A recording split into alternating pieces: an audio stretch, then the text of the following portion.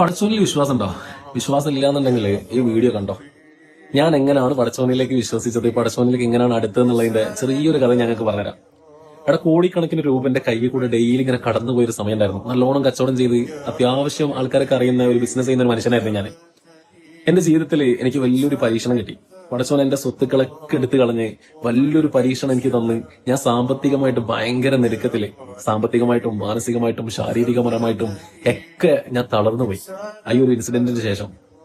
പക്ഷേ ഇപ്പം കുറച്ച് മാസങ്ങൾക്ക് ശേഷം, കുറച്ച് വർഷങ്ങൾക്ക് ശേഷം ഞാൻ മനസ്സിലാക്കിയ ഒരു കാര്യമുണ്ട്. 1,00,000 രൂപന്റെ മുമ്പിൽ അല്ലെങ്കിൽ 10 കോടി രൂപന്റെ മുമ്പിലുണ്ട്. ഒരാൾ വന്നിട്ട് എന്നോട് ചോദിക്കുകയാണ്, നിനക്ക് ആ 10 കോടി വേണോ പടച്ചോൻ വേണോ എന്ന് വെച്ച് കഴിഞ്ഞാൽ ഞാൻ പറയും എനിക്ക് പടച്ചോൻ മതിയെന്ന്. കാരണം എന്താ അറിയാമോ, സമാധാനം എന്ന് പറഞ്ഞൊരു സാധനം ഉണ്ടല്ലോ ലൈഫിലേക്ക് കടന്നു വന്നത് 5 നേരത്തെ നിസ്കാരവും അതുപോലെ തന്നെ പടച്ചോനോടുള്ള ആ സംസാരവും കാര്യങ്ങളൊക്കെ വന്നതിന് ശേഷമാണ്. കോടിക്കണക്കിന് രൂപ കയ്യിലുണ്ടായിട്ട് കാര്യമില്ല. സമാധാനം എന്ന് പറഞ്ഞൊരു സാധനം കിട്ടണമെന്നുണ്ടല്ലോ. സമാധാനം ഇസ് എവരിതിങ്. അത് നിസ്കാരത്തിലുണ്ട്, അത് ദുആലുണ്ട്. ഞാൻ എന്റെ ജീവിതത്തിൽ സ്ട്രഗിൾ ഒരു മനുഷ്യനോട് പറയാൻ പറ്റാത്ത അവസ്ഥയിലൂടെ ഞാൻ കടന്നു പോയിട്ടുണ്ട്. ഞാൻ പട്ടിണി കിടന്നിട്ടുണ്ട്. ലക്ഷക്കണക്കിന് കോടിക്കണക്കിന് ഉറുപ്പ്യ കയ്യിലൂടെ ദിവസവും കടന്നുപോയ ഒരു മനുഷ്യൻ പട്ടിണി കിടന്നിട്ടുണ്ടെങ്കിൽ ആ അവസ്ഥ നിങ്ങളൊന്ന് മനസ്സിലാക്കി നോക്കാം. കണ്ടവരുടെ മുമ്പിലൊക്കെ നാണം കെട്ടിട്ടുണ്ട്. പക്ഷെ ഇപ്പൊ അൽഹംദുലില്ലാ ആ സ്വത്തുക്കളൊക്കെ പടച്ചോൻ എന്റെ നിന്ന് തട്ടിക്കളഞ്ഞതിൽ ഒരു ഹൈറുണ്ട് എന്ന് മനസ്സിലാക്കിയ ഒരു സമയമാണ്. അതുകൊണ്ട് ടെൻഷൻ അടിക്കണ്ട, എല്ലാം നഷ്ടപ്പെട്ടോട്ടെ. എല്ലാം നഷ്ടപ്പെട്ട് കഴിഞ്ഞാലും ആരൊറ്റപ്പെടുത്തി കഴിഞ്ഞാലും പടച്ചോൻ കൂടണ്ട അവിടെ. അതിനുള്ള ഏറ്റവും വലിയ തെളിവാ ഞാൻ. സമാധാനമുണ്ട്. സമാധാനം ഈസ് എവരിതിങ്. സമാധാനമാണ് എല്ലാവരും അന്വേഷിക്കുന്നത്. എന്നാൽ ഭൂരിഭാഗം ആളുകൾക്കും ലഭിക്കാത്തതും കിട്ടാത്തതും എന്ത് തന്നെയാണ്? സമാധാനമാണ്. ചില ആളുകൾക്ക് വിശ്വസിക്കുന്നത് സമാധാനം എന്നത് ധാരാളം സമ്പത്തുണ്ടായിത്തീരുക എന്നുള്ളതാണ്. മറ്റു ചില ആളുകൾ വിചാരിക്കാറുള്ളത് സമാധാനം എന്നത് ഒരുപാട് നേട്ടങ്ങൾ നേടുക എന്നുള്ളതാണ്. വേറെ കുറേ ആളുകൾ വിചാരിക്കുന്നത് കുറേ മക്കളും കാര്യങ്ങളും, അല്ലെങ്കിൽ ബിസിനസ്സിൻ്റെ ഒരു സാമ്രാജ്യം, അതല്ലെങ്കിൽ എന്തെങ്കിലുമൊക്കെ ഈ ലോകത്ത് നേടിയെടുക്കേണ്ട എന്തെങ്കിലുമൊക്കെ കാര്യങ്ങളുണ്ടെങ്കിൽ അതിലൊക്കെയാണ് എനിക്ക് ആശ്വസിക്കാനും സമാധാനിക്കാനും കഴിയുക എന്നുള്ളതാണ് ഭൂരിഭാഗം ആളുകൾ വിചാരിക്കുന്നത്. പക്ഷേ ഒരു റിയൽ ഹാപ്പിനെസ് എന്നത്, ഒരു യഥാർത്ഥ സമാധാനം എന്നത് അതൊരിക്കലും ഇതുപോലെയുള്ള ഈ പറഞ്ഞതുപോലെയുള്ള കാര്യങ്ങളിലല്ല ഉള്ളത് എന്നുള്ളതാണ്. ഈ വ്യക്തി ആരാന്ന് നമുക്കറിയില്ല. പക്ഷേ ഈ പറഞ്ഞ പോലെ ശരിക്കും അയാളുടെ ജീവിതത്തിലൂടെ അയാൾ നമുക്ക് സമാധാനം എന്താണെന്ന് ഇപ്പോൾ ഷമി സാർ പറഞ്ഞ പോലെ അത് അടിവരയിട്ട് കാണിച്ചു നിൽക്കുകയാണ്. അവിടെ നോക്കൂ, അദ്ദേഹം പറഞ്ഞ ചില വാക്കുകൾ, കോടിക്കണക്കിന് രൂപ നിത്യവും എൻ്റെ കൈകളിലൂടെ വന്നിരുന്നു എന്നുള്ളതുണ്ട്. പൈസ ഇങ്ങനെ കയ്യിൽ കിടന്നിട്ട് ഇങ്ങനെ കളിക്കണം.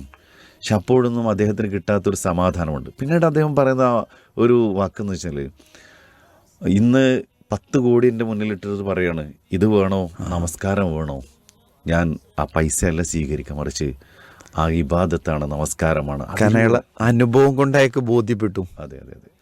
പ്രിയപ്പെട്ട പീസ് റേഡിയോ പ്രേക്ഷകരെ, നമ്മളൊക്കെ നമ്മളോട് ചോദിക്കേണ്ട ചില ചോദ്യങ്ങളാണ്. അങ്ങനെ ഒരു സമാധാനം നമുക്കുണ്ടോ?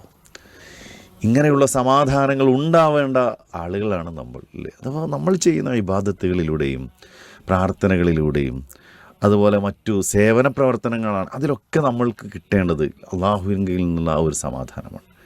അപ്പോൾ നമുക്ക് നമ്മളൊന്ന് സ്വന്തത്തിലേക്ക് ഇങ്ങനെ യാത്രയിലൊന്ന് പിറകോട്ടൊന്ന് തിരിഞ്ഞു നോക്കുമ്പോൾ എവിടെയൊക്കെയോ നമുക്ക് നഷ്ടപ്പെട്ട ആ സമാധാനം ഒന്ന് തിരിച്ചെടുക്കാൻ എന്താണ് വഴി? അല്ലെങ്കിൽ നമ്മളിപ്പോൾ നിലനിന്ന് പോകുന്ന അവസ്ഥയിൽ നിന്ന് കൂടുതൽ സമാധാനത്തിലേക്ക് എത്താനുള്ള വഴി അത് വേറെ എവിടെയും നോക്കണ്ട, നമ്മുടെ ദീനിൽ. മാത്രമല്ല, അപ്പോൾ ഈ സമാധാനത്തിന് കാര്യം പറഞ്ഞപ്പോൾ എൻ്റെ മനസ്സിലേക്ക് വരുന്ന മറ്റൊരു സംഭവം, ഇപ്പോൾ കഴിഞ്ഞ ദിവസങ്ങളിൽ ഗസയിൽ ഭയങ്കര പ്രശ്നങ്ങൾ നടക്കുന്നു. കിട്ടിയ സാധനങ്ങൾ എന്താണോ അത് വെച്ച് അവിടെ നിന്ന് രക്ഷപ്പെടാനുള്ളത്.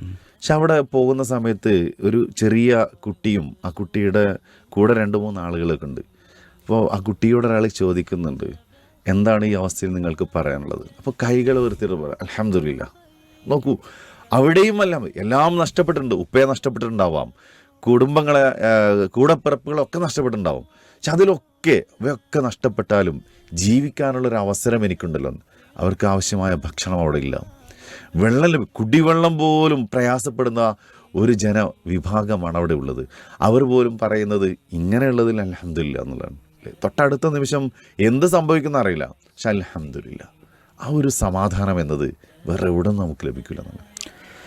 ഏതായിരുന്നാലും സമാധാനം നമ്മൾ എവിടെയോ പുസ്തകത്തിൽ വായിക്കാനുള്ളതോ ആരൊക്കെയോ പ്രസംഗിക്കുന്നത് കേൾക്കാനുള്ളതോ അല്ല. അത് ഹൃദയം കൊണ്ട് തൊട്ടറിയാനുള്ളതും അനുഭവിക്കാനുള്ളതാണ്. നമുക്ക് ആ അനുഭവം മരണം വരെ ആ സമാധാനത്തിലൂടെ, അത് കഴിഞ്ഞ് സമാധാനത്തിൻ്റെ ഗേഹത്തിലേക്ക് പോകാൻ കഴിയുന്ന, അറ്റമില്ലാത്ത സമാധാനത്തിലേക്ക് പ്രവേശിക്കാൻ കഴിയുന്ന ആളുകൾ അല്ലാഹു നമ്മൾ ഉൾപ്പെടുത്തട്ടെ എന്ന് നമുക്ക് പ്രാർത്ഥിക്കാം. തീർച്ചയായിട്ടും ആ രൂപത്തിൽ ഉൾപ്പെടുത്തി അനുഗ്രഹിക്കട്ടെ.